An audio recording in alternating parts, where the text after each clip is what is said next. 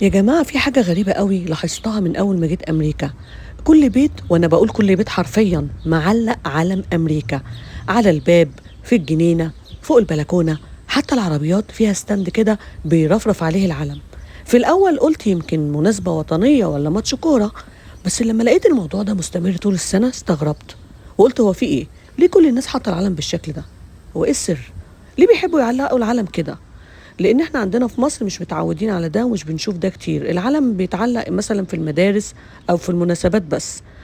وبالبحث بقى وشوية المعلومات قعدت اجمع، اكتشفت ان ده جزء من الثقافة الامريكية، وهي فكرة الفخر بالوطن والانتماء ليه موجودة عندهم بشكل كبير قوي. الناس هنا بتحب تبين ان هي فخورة بان هم امريكان. وفهمت ان العلم هنا مش مجرد زينة.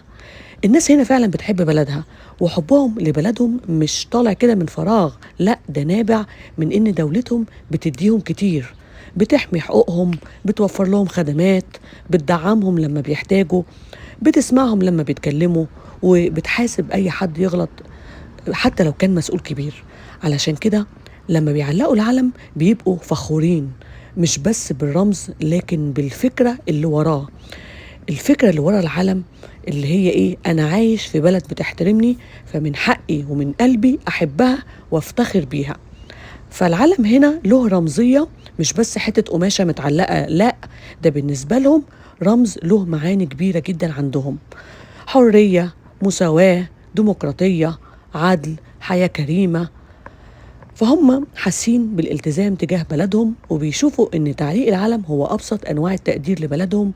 ومن ضمن احساسهم بالالتزام تجاه بلدهم لازم ينزلوا يشاركوا في اي انتخابات، حتى لو الشخص ده كان عجوز ومشلول، برضه بينزل من كتر ما هو مش عارف يرد جمايل بلده ازاي. بينزل حتى لو كان زاحف على نقالة.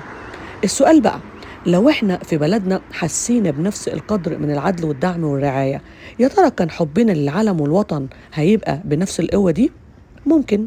احنا في مصر العلم مش بيظهر إلا لما يكون فيه ماتش كورة، أو بيكون متعلق على المباني الحكومية والمدارس، لكن مستحيل تلاقيه متعلق على البيوت.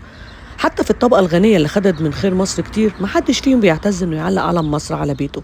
يمكن قول الفقراء معذورين ان هما ما يعلقوش العلم، لكن الأغنياء ليه مش حاطين علم مصر على بيوتهم؟ يمكن علشان احنا ما عندناش نفس النوع من التسويق الوطني زي أمريكا. الموضوع ده خلاني أفكر إن احنا محتاجين نعزز إحساسنا بالانتماء لبلدنا.